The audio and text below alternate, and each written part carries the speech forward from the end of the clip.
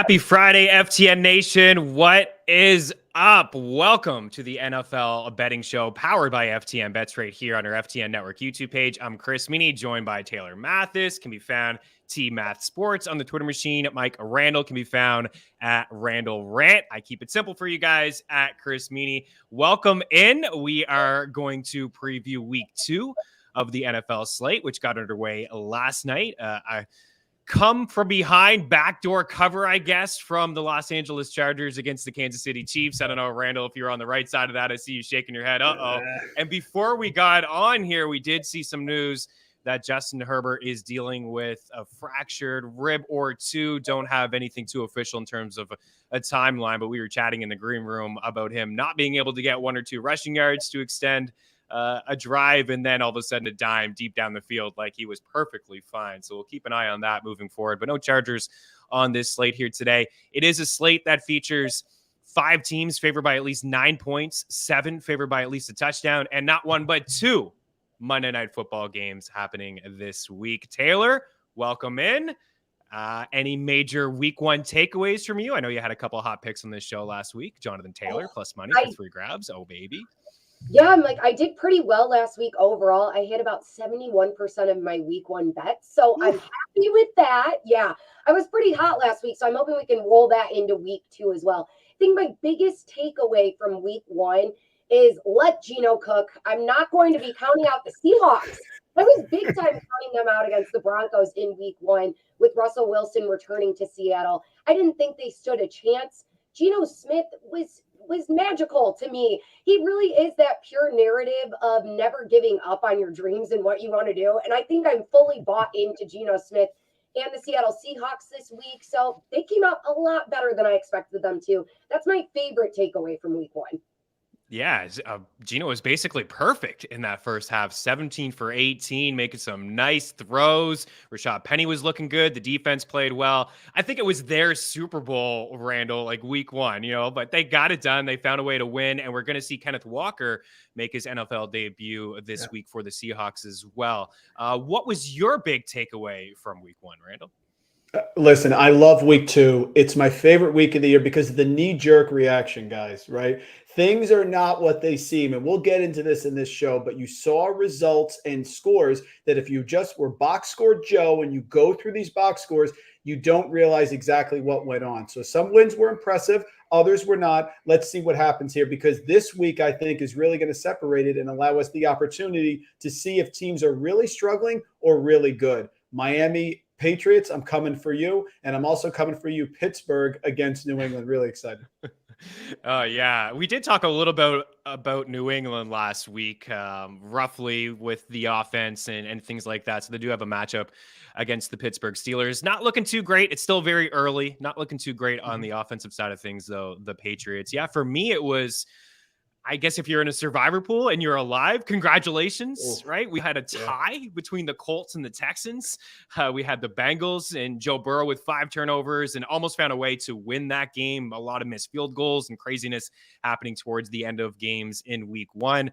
The 49ers, of course, were up in that crazy weather game in Chicago. It was like a slip and slide out there between the Bears and the 49ers. And then we also I saw some people have the Titans as well in Survivor, and there was a late defeat there. We saw Saquon Barkley look like Saquon Barkley from his rookie season. So a lot of big takeaways from week 1. If you're just new to this show, of course, it's just our second episode. You may just be stumbling upon. Welcome in. We appreciate you guys hanging out. Daily Handle is in the house. If you guys have any questions at all throughout the show, leave them there in the comment section. It can be anything you want. Start and sit. We got some fantasy people here. We got, this is of course going to be a betting show, but if you have any betting questions, you're watching the replay on this show on FTNBets.com or FTN Network YouTube page. You can reach out to us at Chris Meaney, at Math Sports, at Randle Rant, and away we go here, guys. I do want to give a little bit of love, though, to the betting package. We're all giving picks over there. I see, Randle, you're off to a hot start. You're up like 6 units, basically perfect on the season. So I got 2 great co-hosts here today, guys. But if you're looking to be part of the FTN family, FTNBets.com/price, and we have a link inside the description of this video. You can use the promo code FTN20 to save yourself 20% off. You get all the picks from everybody here on this show, plus everybody else at FTN as well. all the picks across all the sports, projections, tools, access to our Discord channel, all that good stuff available over at ftnbets.com. So Quan is running the show for us, and it looks so pretty thanks to Quan and George. Let's bring up a look of some of these games happening here this week. And as I mentioned, we do have a lot of big time favorites. You know, the 49ers are checking in as big favorites again in a divisional game. We have the Rams 10-point favorites, the Broncos 10-point favorites, the Packers are 10-point favorites. And I mentioned 2 Monday Night Football games, one, the Bills, also 10-point favorites in there as well. Throw to you, Taylor. And I think we do have to lead off with the Dallas Cowboys. You know how quickly things can change in the NFL. This time last week, they were division favorites in the NFC East, and now they have the longest odds to win the NFC East. Dak Prescott is going to be sidelined anywhere from 4 to 6 to 8 weeks, multiple reports there. In your opinion, how does life begin without Dak Prescott? Are they in trouble? Well, I am suffering and in pain as a Cowboys fan, but I just like to say Dallas is going to Dallas. This is no surprise or shock to me. After week 1, I'm already counting us up as a playoff contention team. So I'm like, Dak Prescott out until week 6 at best with a hand injury. We bring in our second string quarterback, Cooper Rush. I think we're done for. Like I said, bury the season. Let's dig a hole. We're good. Kiss it goodbye. Before Prescott even got injured, the Cowboys looked absolutely terrible. We're the only team in week 1 that did not score a touchdown. And despite all of that, though, that I'm talking about, I actually think this week against the Bengals, I'm going to take the points 7.5 with Dallas. And I know that might sound a little crazy with what I just said, but you already touched on it. Since he's quarterback, Joe Burrow had a career-high 5 turnovers in week 1 against the Steelers. He's the most sacked QB in the NFL since the start of 2021. And Dallas ranks 3rd best for QB pressure rating in the league since 2021. I think Dallas's D is going to put pressure on Burrow. And I know it's only Cooper Rush's 2nd career start ever, but he did get a win his first time out. He had 325 yards, 2 TDs. I'm going to put some faith in Rush this week for him to sneak out that cover and go with Dallas plus 7.5.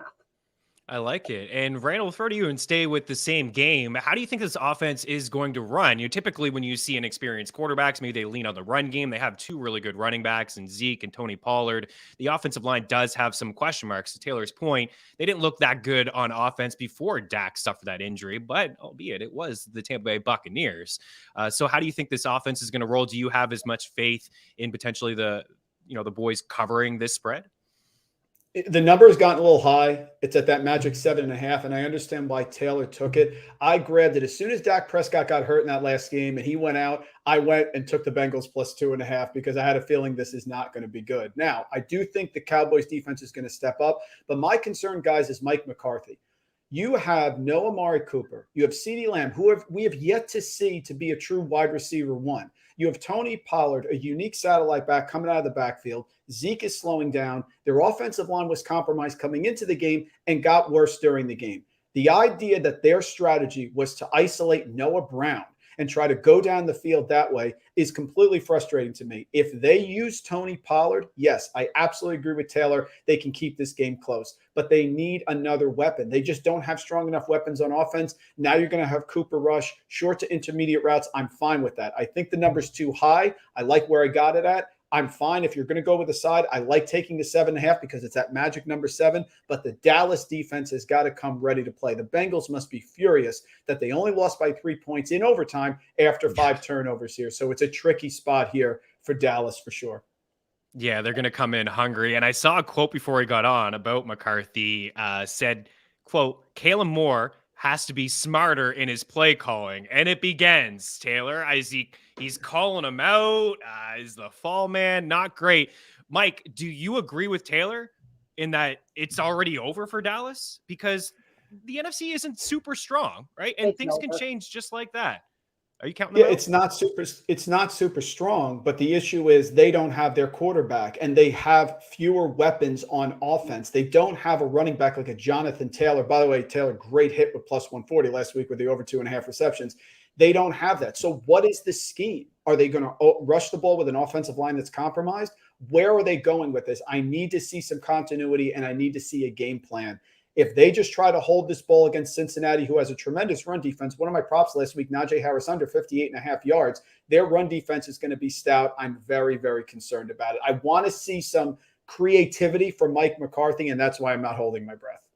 I said this early before the season started when Amari Cooper went to the Browns. I thought that was a huge mistake on Dallas's part, that they didn't do anything to fill their wide receiving core. CeeDee Lamb could be a wide receiver one, but he's not ready in my eyes to be a wide receiver one right now. We're just not seeing anything out of him good enough at this point. Yeah, it does remain to be seen. I agree with both of you guys if CeeDee Lamb can be a true number one wide receiver, right? All the attention went to Amari Cooper. It reminds me of Juju Smith-Schuster and Antonio Brown. Juju was great in his rookie season. He was fantastic. And then AB left. He was kind of moved outside in a different role. He faced top coverage and he struggled, at times. So it does remain to be seen. And, I don't know how much better it will be with Rush under center. But enough of the Cowboys for now. There's a lot of people talking about Trey Lance. So I want to get your guys' thoughts on Trey Lance. And you saw the board there, and the 49ers are checking in as favorites here. And Taylor, you led with the Seahawks, right? Geno Smith looking really good. The defense looking good. This is a divisional matchup. These two teams have played each other tight over the years. And Pete Carroll versus Kyle Shanahan, you can say, fine, no Russ. Downgrade at the quarterback position potentially, right? From Russ to Geno, even though the backup quarterback beat the starter from last year and Russell Wilson on Monday Night Football. But also Jimmy G has done nothing but win football games over the course of his career, and potentially a downgrade here at the quarterback position to Trey Lance. Are you as concerned about Trey Lance? Do you just chalk up week one as a weather game and that's it? Or is this too many points here at 9 for the Niners to cover? Let me start with this. Vegas, while they were creating this spread, I am completely baffled by it. Like you already stated, Seattle's quarterback Geno Smith just beat the Broncos in primetime on Monday. Smith had 195 yards. That's not super impressive. 2 touchdowns, but now they're 8.5-point dogs to San Fran. The hype behind Niners QB Trey Lance, for me, makes no sense. I think it's completely laughable. He's already fighting to keep his starting job after week one, in my eyes. He went 13 for 28 against the Bears. And I don't want people to use the excuse of the rain as to why that happened. I think that's just poor play as a quarterback. I say, let Geno cook like I already did. The Seahawks are 14-2 against the Niners since 2014. Smith covered in 9 straight starts that he's had. If he covers this weekend to make it 10, he'll be the first quarterback to do that since Tom Brady in 06-07. So I am taking the points with the Seahawks plus 8.5.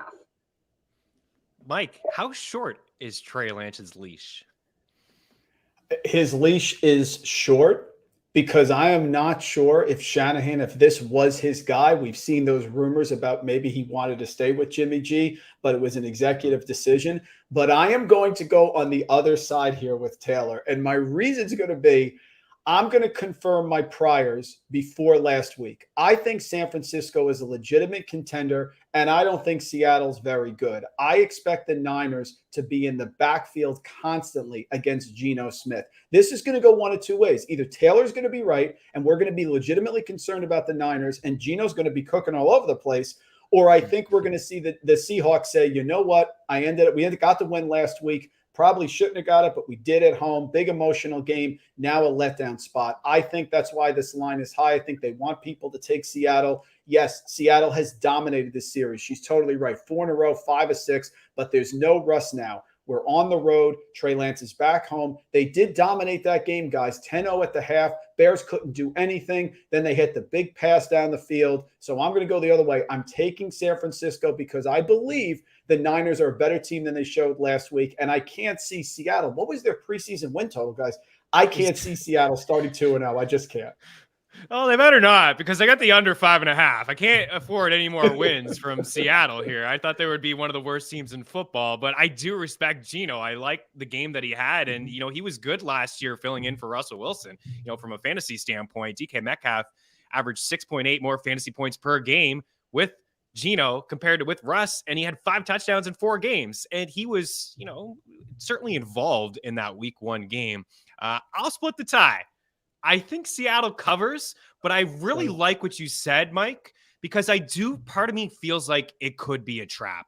There was a big emotional game. It's like I said that earlier. It's like their Super Bowl game. They've been waiting for it. Pete Carroll's been waiting for it.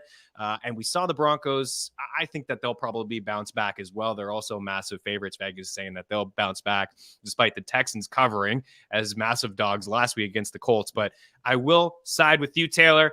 I think the Seahawks keep it close. But my goodness, that leash is really short for Trey Lance because they found a way to restructure that contract for Jimmy G. And if I'm looking at the schedule, if they lose to Seattle this week, they got the Broncos next week in Denver. Then they have the Rams. This team could start 0-4. And if they start 0-4 or they just lose this week, I think you got to turn to Jimmy because, as you said, Mike, they have Super Bowl aspirations, right, Taylor? Like this is a team that lost to the eventual Super Bowl champs by like a touchdown. They were right in that game last year, the Rams. So if they start off slow, we could see Jimmy sooner rather than later. The 49ers fan base too, those 49ers faithful, they're tough. I'm like, they're so opinionated on who should be starting at quarterback. And I feel like they're putting a lot of faith in Trey Lance before they really know anything out of him. I don't understand all the hate that 49ers fans have for Jimmy G. I feel like all he's done is won games for them. It's very confusing to me. I think, Taylor, I think the issue is they look at it as they want their quarterback to be a top 5 quarterback in the NFL. It's like in the NBA when everyone compared great players like Patrick Ewing to Michael Jordan. We know what Jimmy G is, but he can win, and he wins games with San Francisco. So sure, maybe he's not 350-yard good, but he's a solid quarterback.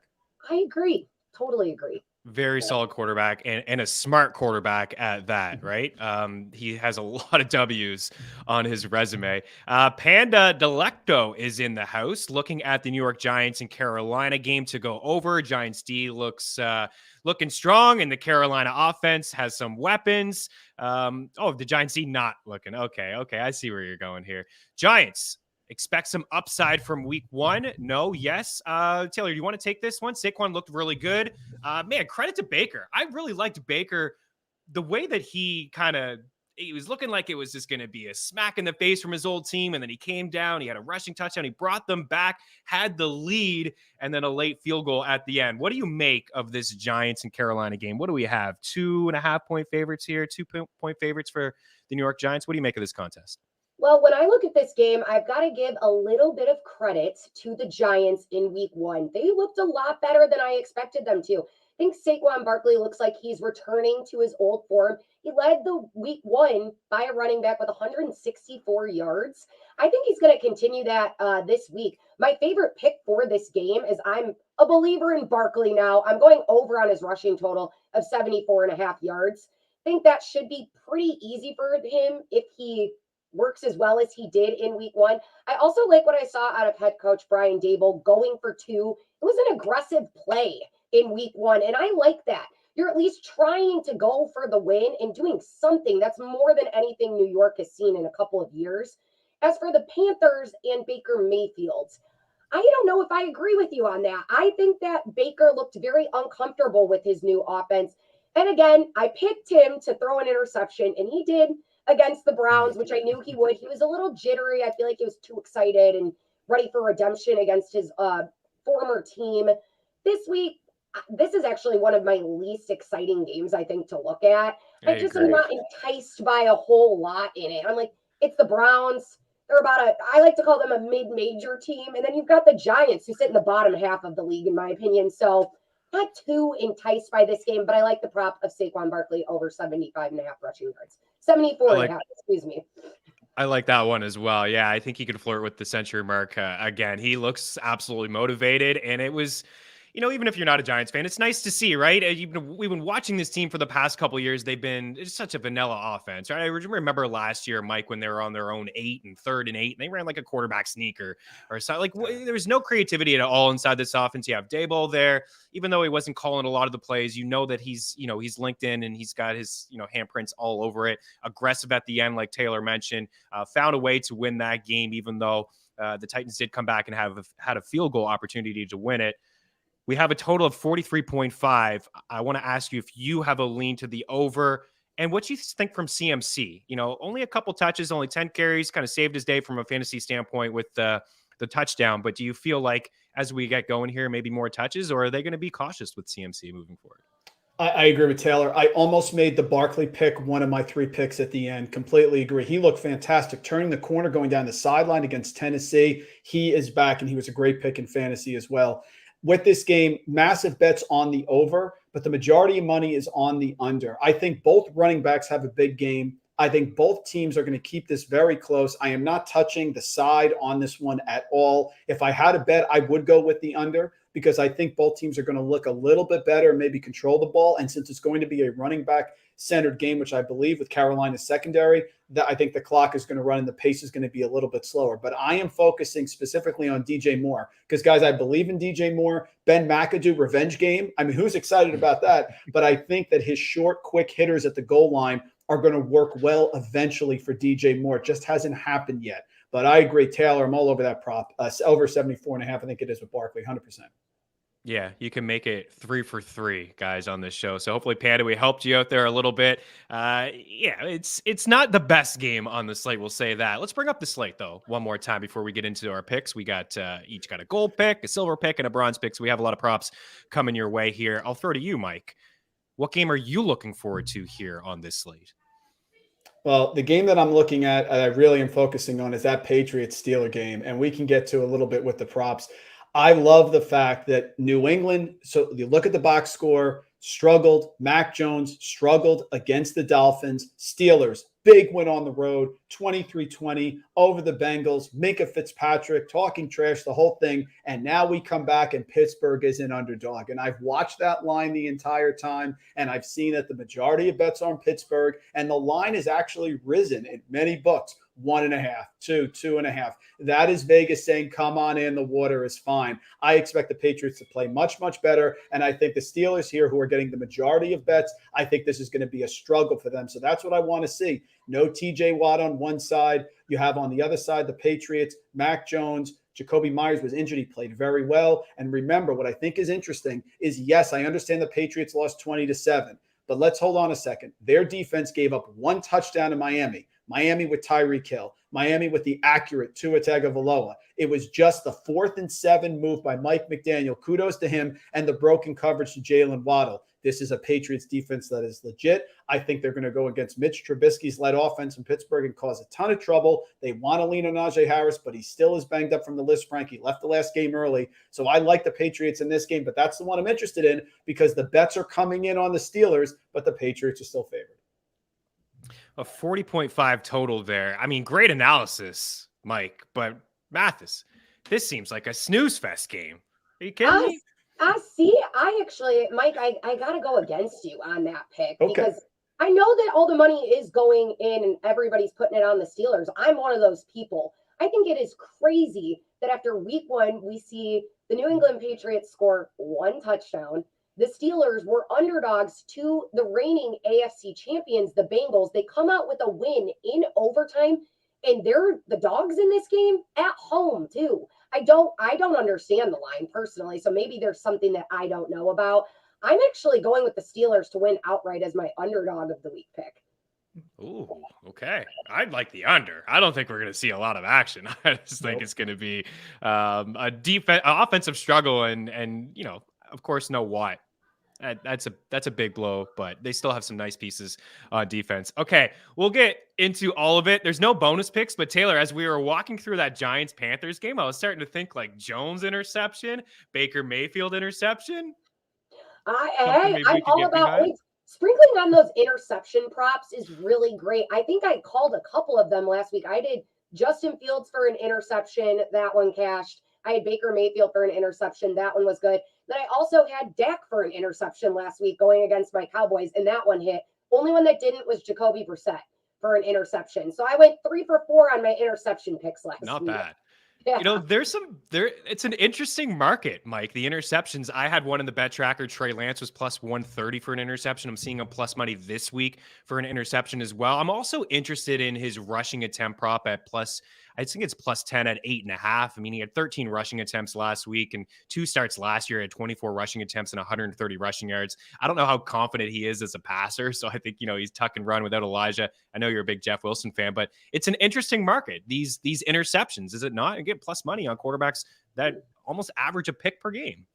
It absolutely is, especially when you can anticipate pressure. And I think there's a lot of games that are going to have the quarterback under duress. When you have a rushing quarterback under duress, yes, sometimes they break free for those big yard gains, which is why like a Lamar Jackson this week, his over in his rushing pop is very interesting because he didn't have to run it all last week. But that also means they can try to make extra plays. And unless you're Patrick Mahomes with that nice underhand pass last night on the run to get the touchdown, sometimes they can force things. So I'm looking for games, and Taylor is on the money. I had to bring my A game today because she's getting everything right. You have to bring a lot of interesting pressure to get those rushing quarterbacks moving. It's not necessarily a bad thing when they move because now they're trying to make those plays. And if you do that, you can get some cheap interceptions. Taylor is always on her A game, so I think she has something to say. But we also want... I do, because I'm like, we don't have a bonus pick, but I'm going to throw this out there right now. Oh, here we go. Joey B to throw an interception against the Dallas Cowboys this week. I am putting money on that. I think Dallas brings the pressure. I mean, Dallas's defense looked pretty good holding the Bucs last week. And Joey B did not look very comfortable last week against the Steelers. I think he throws an interception this week too. So I'm going to put some money on that. You know what? And a credit to you as well. We had this conversation. Remember, I think somebody jumped in the chat last week and they wanted to bet the Bengals. And you and I were both talking about Burrow and coming off the surgery and not a lot of time with, his team. And he didn't look himself. And clearly, not all the turnovers were on him, but we've talked a lot already about the offensive line in just 1.5 shows about the Bengals offensive line. It is improved, I think, but still some question marks with it. And man, that Parsons kid, whew, he can get some pressure on the quarterback, and he's going to create some pressure on Joe Burrow for sure. Okay, so Taylor, always on the ball. Give us a little sneak peek there of a bonus pick. We are going to lead with you, and we are going to start with your gold pick. My gold pick, not my bronze? But do you want to save it? I kind of want to start with my bronze, my worst to my best. I'm like, let's do that then. If that's okay. I want to go from my least favorite pick to my most favorite pick. Okay, we'll finish strong. I'm going with my bronze pick for the week is going to be in Sunday Night Football. My second home team, I grew up in Chicago, so I'm a Bears fan by birth, I guess, in a way, versus the Packers at Lambeau. Woo, I can't talk. Green Bay's quarterback, Aaron Rodgers, owns the Bears. We all know this. Chicago's QB against Rodgers over the last couple of years, they've only combined for 5 wins total.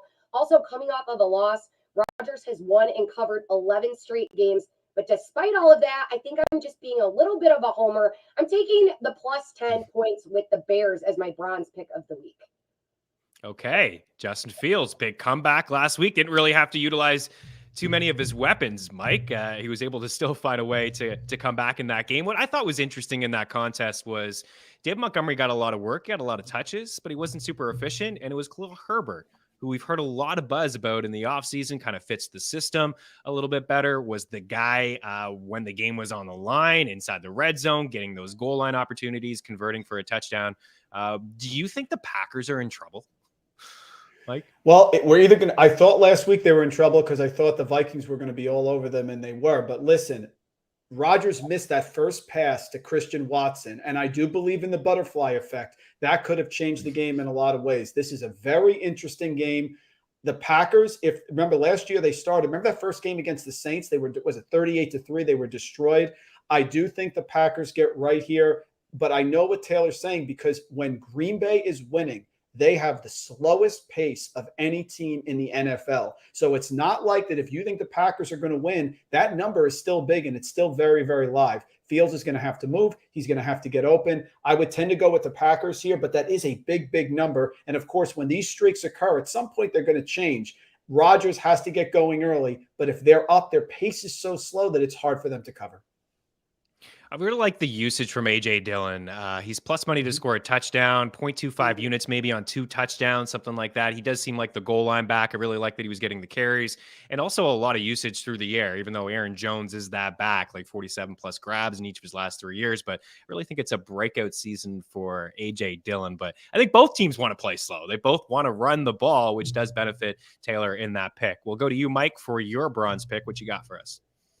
Oh, I love this. Who Dat Nation has brought the defensive pressure against Tom Brady over and over again. Dennis Allen arrived in 2015, really got this defense cooking. Last 2 years, third and second in defensive DVOA per Football Outsiders.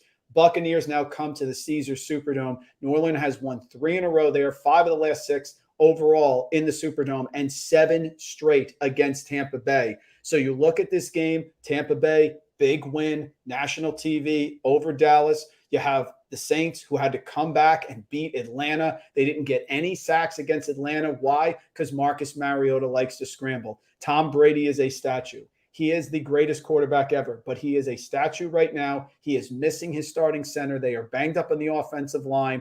I expect the Saints to bring a ton of pressure and make Brady uncomfortable. You want to look at his passing yards in the regular season against New Orleans, 214, 375, 209, and 239. Besides the 375 game, which was the Trevor Siemian game, he has always been under this week's prop, my bronze pick, Tom Brady, under 277.5 passing yards, minus 104 on Caesars. I think the Saints are going to be slow. Of course, we know Alvin Kamara is injured. He may or may not play, which means they are going to try to keep Brady off the field. And his weapons, it looks like Godwin's not going to play. Julio Jones didn't practice earlier this week. Mike Evans is banged up. The offensive line is banged up. Leonard Fournette. And you're facing a team, the Saints, that seems to have a scheme that bothers the Buccaneers. Please don't forget, last year, after the Buccaneers lost the first game, they come home. They're playing the Saints. No Sean Payton. He had COVID that game. Dennis Allen coached that game. Who was the quarterback for the Saints? Taysom Hill. And what was the result? 9-0 New Orleans in Tampa Bay, shutting out Tom Brady. I don't think Brady's getting to 300 here. 277.5. I shopped around. That was the best line I saw. Bronze pick under 277.5 passing yards for Brady, minus 104 Caesars. I love it. I'm all of a sudden concerned about the GOAT, Taylor. Should we be? It seems like, he's going to be missing a few weapons this weekend and a team that he's, as a member of the Bucs has struggled against. I really love that play. Bringing that analysis to, I'm like, if I hear something good to convince me, I'm like, I'm going to take that. I'm definitely going to take that play of going with Tom Brady and his under on passing. The bronze pick for me is a rookie running back. Now, when I talked about a rookie running back last week and Dameon Pierce, it did not work out for me. I needed one more carry from that guy. You kidding? Like 11.5. He was stuck on 11, even at overtime, didn't get it. Nonetheless, I am switching to a different rookie running back for my bronze pick, and it is Breece Hall. Actually, like a couple of his props, but I'm going to take the over 14.5 receiving yards at minus 114. Actually, before I got on here, using our free prop shop, link inside the description of this video, saves you a lot of time. It's like Google search. You type in Breece Hall, you see all the books there, and then you see the odds. I actually saw minus 105 for Breece Hall, so make sure you check out the prop shop. But, last week, we saw a lot of Michael Carter early in that game, and then Breece Hall start to get involved in the offense in the second half. Carter played 50 snaps. Breece Hall played 38. He had one fewer route run than Carter, 27 total. He finished with 9 targets, guys, 6 catches on 9 targets for 38 yards. Joe Flacco threw the ball a whopping 59 times in week 1. I don't think that will be the case in this game. I think it'll be a little bit slower. The Browns like to play at a bit of a slow pace. They like to run the rock themselves. But Cleveland, 6.5-point favorites. Got to feel like the Jets are going to be playing from behind in this game, maybe in the second half. 19 targets to running backs. Carter still got some work in the third down situation, but so did Breece Hall. So I'm going to take the over on his 14.5 receiving yards. We have him for 19.5 receiving yards in our projections. I also like the over 2.5 grabs. They kind of correlate, but 2.5 is plus money. You can go that way if you want to, but I think the safer pick would be Breece Hall to get 15 receiving yards in this matchup. So that is where I am going with the bronze. We do have a question daily handle. We'll get to that one in just a second. We're going to continue here with some picks, and we'll throw to you, Taylor, to get your silver pick. Okay, my silver pick this week, Cardinals Raiders. It's only week 2, and both of these teams need a win already. This matchup, I'm thinking look for heavy passing. I like the Raiders wide receiver, Devontae Adams, over 7.5 receptions. He's the clear-cut #1 wide receiver on the Raiders offense. He had 10 receptions in week 1 on 17 targets. That's almost half of the entire receiving offense in week 1 for the Raiders. And it's that old college connection with quarterback Derek Carr that will keep him relevant throughout this game against the Cardinals. In late game situations where he needs a trusty receiver, Adams is going to be that go-to guy. So I think a lot of over 7.5 receptions for Adams is a must for my silver pick. Oh, I love this pick. I absolutely love it. I think he tops 100 yards again. It's clear that Carr loves him some Adams, and Adams loves him some Carr, right? I mean, he wanted to go sign there and play with his old boy. These guys put up video game-like numbers at Fresno State. Looking at some of our free tools over at FTN Fantasy, FTNDaily.com, week 1 target share leaders, 49% for Devontae Adams, 17 Crazy. Targets. Taylor mentioned the grabs. 177 air yards was by far the most for a wide receiver in week 1. Number 2, Brandon Cooks at 131. So a lot of Carr to Adams, and the debut for Adams in Las Vegas. Randle, what do you think about this connection? Maybe one of the best in the NFL this year. Yeah, Taylor, great call. I looked at that one also. Benny put out from FTN here. He put out one of our prop charts that we have, which are dynamite.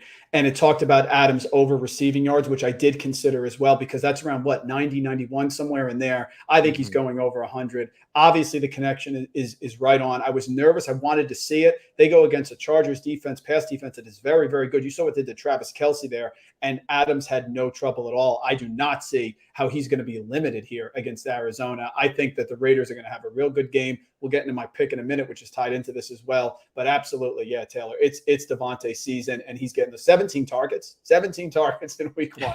Forget it. Absolutely.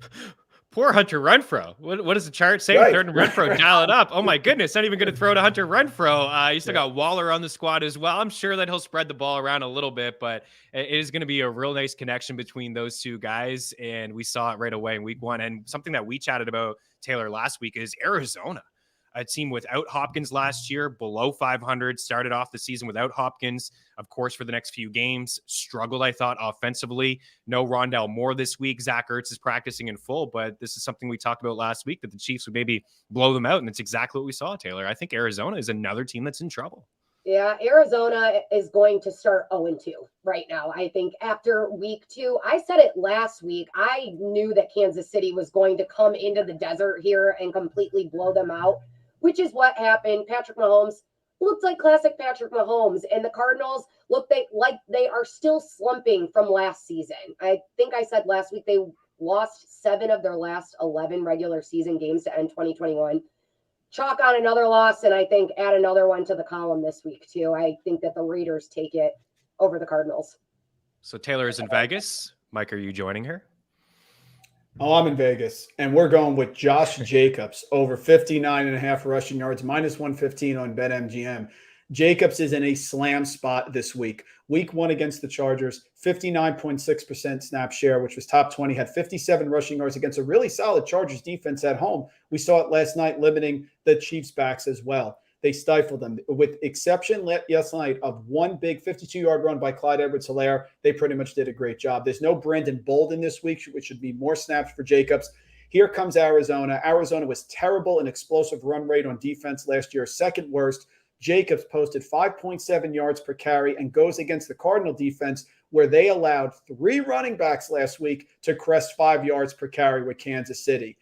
Jacobs ended the year hot last year. He ended up with 83 rushing yards in the playoffs against the Bengals. He had a $132 against the Chargers. He had over 60 against the Colts, 129 against Denver. Enough. I am fading Arizona, and I am fading this defense. Taylor talked about it. How did they end last year?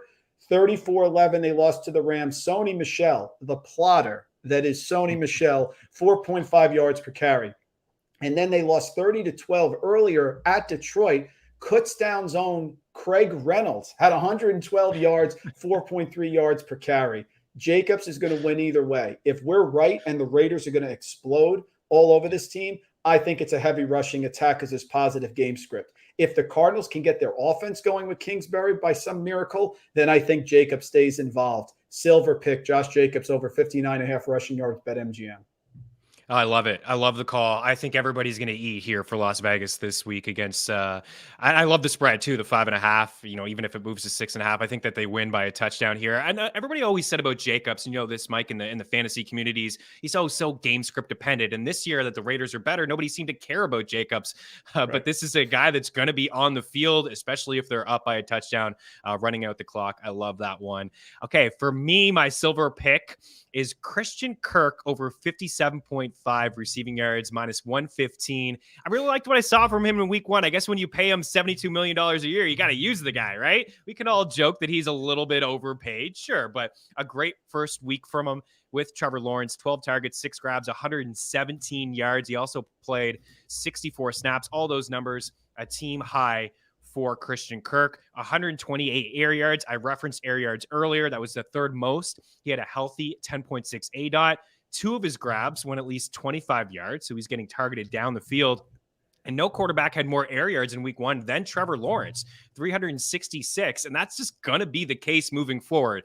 Very small sample size, but using our pace tools over at FTN Daily and FTNFantasy.com, 23 seconds per snap, which was the 4th quickest in week 1, and a 70% pass rate, which was inside the top 5. Last year, I know it's a new coaching regime, but still the same pieces defensively, going to be playing from behind their home dogs, 25 seconds per snap, number 1 in the NFL, 61% pass rate as well.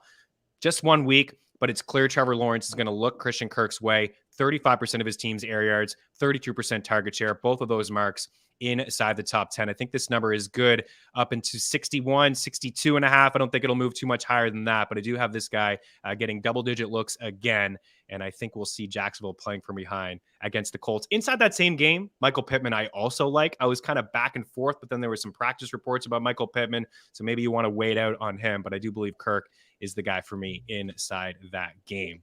Now, we finish strong. Taylor's like, okay, kind of sold me. Christian Kirk, not really on my radar, but maybe I'll do it. Let's finish strong here, Taylor. Gold pick from you. Yes. All right. My gold pick of the week, Rams Falcons. The Rams should be embarrassed after getting blown out by the Bills in the league opener last Thursday. They're going to come out hot with plenty of rest and exploit Atlanta. Buffalo's defense last week against the Rams gave up the 2nd lowest amount of yards in week 1. The Falcons defense can't compare to that. They gave up almost 400 yards of total offense to the Saints in week 1. Well, I'm backing the Rams in this spot. Instead of laying the points with LA, I'm going to take LA signal caller Matt Stafford over 24.5 completions. Stafford is a pass-heavy QB, and he has over 40 pass attempts in week 1. And he's hit this over in 4 straight games. He had 29 completions last week in a game that he lost. So I can't imagine how he's going to do with arguably the worst team in the league this week for week 2. So go over Stafford, 24.5 completions as my gold pick for week 2. Nice. Get some gold stripes on the helmet. We can call those gold stripes on the helmet there. Mike, does Cam Akers touch the ball more than 3 times this week? Or is it Stafford just going to sit back and chuck it? No, I think he'll touch the ball. And listen, Taylor's right on as long as Stafford stops with the look-away passes. Like, we got the one for Cooper Kupp to win the Super Bowl. Could we maybe just focus a couple times on our receiver? Because he threw an interception with one of those as well. But, yeah, I think they need Cam Akers. Sean McVay said all the right things. Darrell Henderson is not a 60% snap share, touch share guy. They want more 50-50. Cam Akers, truthers, hang on. I think he's going to get worked in gradually.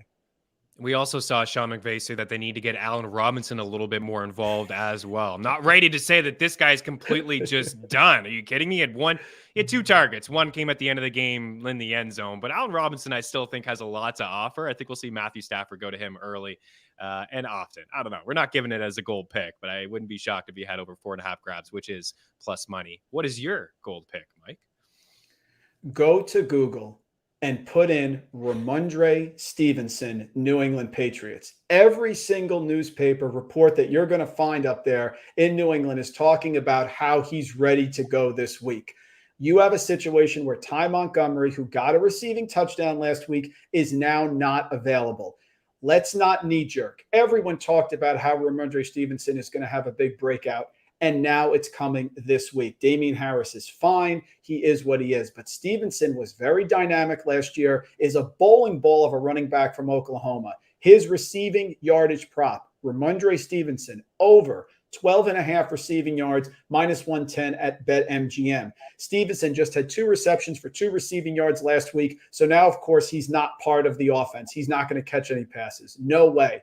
In his rookie season, Stevenson had 2 games of 4 receptions, 1 of 3 receptions, and he beat this number in 4 games if you include the game against Buffalo. So in the playoff game against the Bills, when they really needed someone, they went to Stevenson. Mac Jones is going to start, but you guys know he's compromised. So we're looking for short to intermediate routes attacking that Steeler defense. Pittsburgh just allowed 7 receptions, 63 yards to Joe Mixon. And if that doesn't do it for you, how about Samaje Perine even found a way to 3 receptions and 33 yards?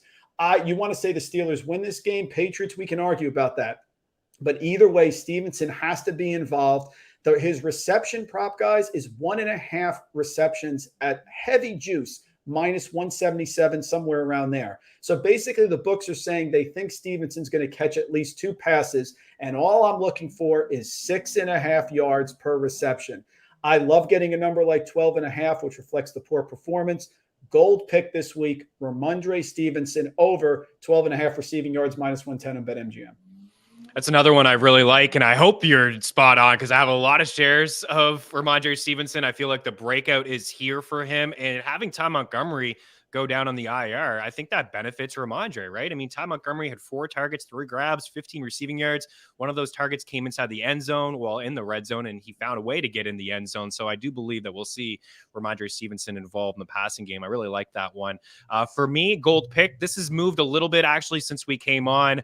I want to give a shout out to FTN Alerts on the Twitter machine. You get notified right away when Taylor makes a bet, when I make a bet, Mike, anybody else. You kind of get pinged. Hey, we made the bet. We're active in our Discord channel. Guys, jump on this now in case it moves up. I think this number is good for me up into 60 yards. It's Cortland Sutton of the Denver Broncos. And I really, really wanted to talk about him last week. But of course, it was a Monday Night Football game and we didn't have any lines for him. But 54.5, 56.5, wherever it is that you see, again, use that prop shop. I'll go back to air yards again. But it was just, it took a little bit for Russ to throw to a wide receiver. Like he didn't even throw to one wide receiver in the first quarter. I'm like, what is happening here with Cortland Sutton? He's not getting any looks. He finished with 4 grabs on 7 targets, 72 receiving yards, 121 air yards, the 6th most. He had 44% of Russell Wilson's air yards, also inside the top 10.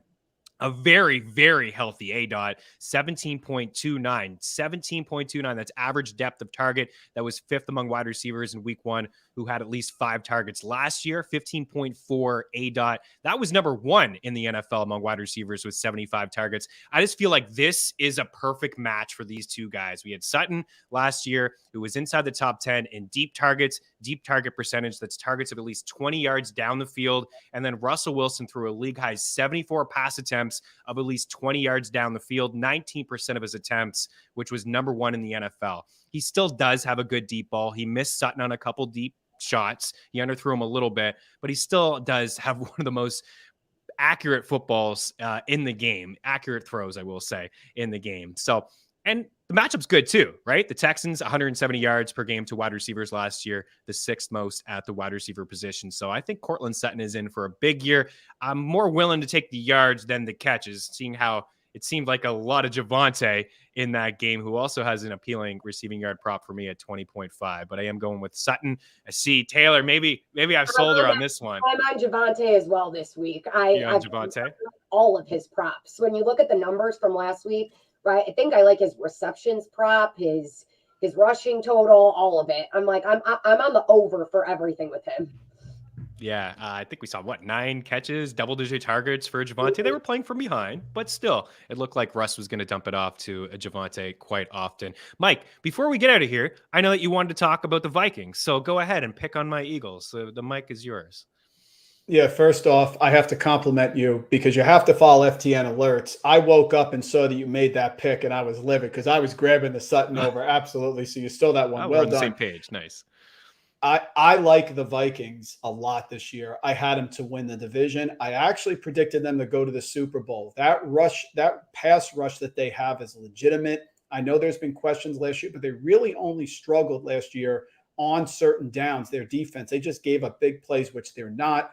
I think this Viking team is very, very dangerous. If they get this game against the Eagles, I'm going to feel really good about my predictions here. Cousins was spot on. No one can guard Justin Jefferson. So I think it's a fascinating game. A lot of people are picking the Eagles because they were so impressive. I understand they put up a lot of points. Don't sell this Vikings team short. I expect Adam Thielen to play better as well. I think it's a fascinating game because I really like Minnesota this year. I think they're absolutely going to win the division. I think this is a great early season test against those Eagles. Yeah, hard to argue. They look really good. Kevin O'Connell coming over, more 3 wide receiver sets, great running back out of the backfield. And yeah, the Eagles did look good offensively, but let's be honest, they looked awful defensively, right? I mean, they had the pick 6, but they really couldn't stop Jared Goff down the stretch. Right. Detroit was able to run all over them as well. I like that call. I think I have Minnesota as well as a playoff team. We'll see what happens with that division. Taylor, there's a question here. We'll throw it to you. Daily Handles has got like a little bit of a teaser going on. That's plus 130. I know that you like one piece of it. The Seahawks plus 16.5. You like Seattle at plus 8.5. So you're on that one. Yes. The Texans plus 20 against Denver. And then the Colts plus 3.5. A 3-leg teaser here. Looks like 6.5 points, 7 points roughly. Plus 130. What do you think? I like the Texans plus 20. The Colts plus 3.5. I don't think I'm sold on the Colts as of right now at all. To end against the Texans in a tie, just did not look good. Jonathan Taylor played great like he always does, but I don't know. I'm not really sold on the Colts this season so far. Maybe they'll change my mind over time. I don't know if I love the Colts plus 3.5 there. Big Christian Kirk game. That's why I sold you on Kirk. You're unsure. Mike, do you agree? Is there Matt Ryan did not look good in his debut. That's for sure. Well, I like the Colts this year, but we do not tease across the 0, right? That's the cardinal rule that we got to be careful about here. So Pittman is still banged up. That's a little questionable. And I'm worried about a Denver complete explosion at home and Russ actually cooking. I know 20 seems really safe, but that's a frisky one because you're looking at teams and you have to back the teams that you like, but we're going Colts on the road, Jacksonville's home. I don't know about that. That one makes me nervous. All right, we're a little on the fence about that one, Daily Handle, but we'll see. We'll see what happens. You're right because Denver's a tough place to play as well, and we talked about that game, the letdown maybe from Seattle, and then Denver kind of bouncing back. But I like Davis Mills overall as a quarterback, but it's going to be a different test for him at Mile High this weekend. Guys, unbelievable. A pleasure to do this show with you guys. Hopefully everybody had a fantastic time watching the show on Friday. You're watching the replay. You have any questions, any comments, you guys can reach out. You can leave them there in the YouTube section. You can reach out at Twitter, at TMathSports. We got Randle Rant on the Twitter machine and myself at Chris Meaney. So reach out at any time. A shout out to FTN as well. Use that promo code FTN20. Good luck this week with all your picks, and we'll be back next week. Have a good one. Cheers.